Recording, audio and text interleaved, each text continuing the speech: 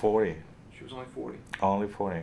Ricardo Vizzoso was waiting for his wife, Josefina, to emerge from elective back surgery in 2005 when the hospital intercom blared.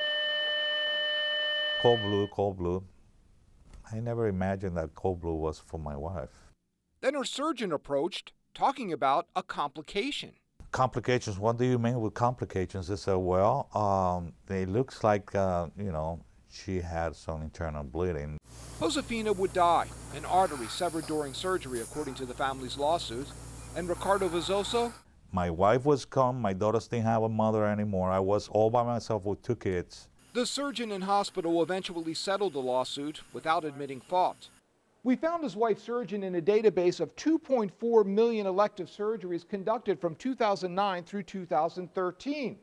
ProPublica analyzed how often a patient either died or was readmitted to the hospital for what were likely complications of the surgery, and placed each surgeon in what ProPublica called either a low, medium, or high complication rate category.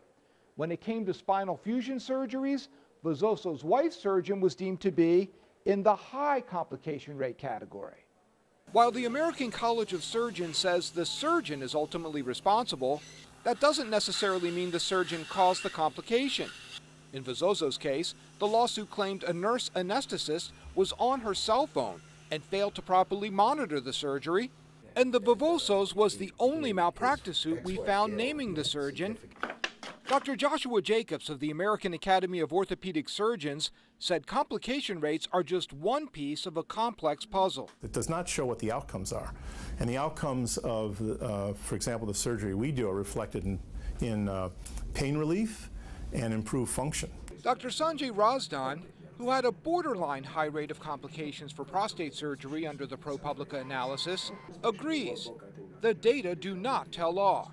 They do not look at the quality of the outcomes of the patient. That's a different ballgame. Razdan says having a patient readmitted for a complication, like a fever, does not mean the surgery was not successful. There have been 0 deaths. My transfusion rate in the last 10 years, just to give you an example, is 0. He cites 3 main objectives: cure the cancer and see that the outcomes in terms of continence and potency are maintained.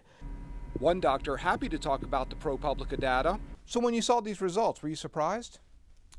No, I wasn't. I was pleased, but not surprised. Dr. Robert Goldzer, Chief Medical Officer at Mount Sinai Hospital in Miami Beach. We see that our complication rates have gone down over the years, our infection rates have gone down over the years. The study found 2 Mount Sinai surgeons, Irvin Willis and Dan Cohen, had 0 complications. Willis after 37 gallbladder removals, and Cohen after 34 spinal fusions.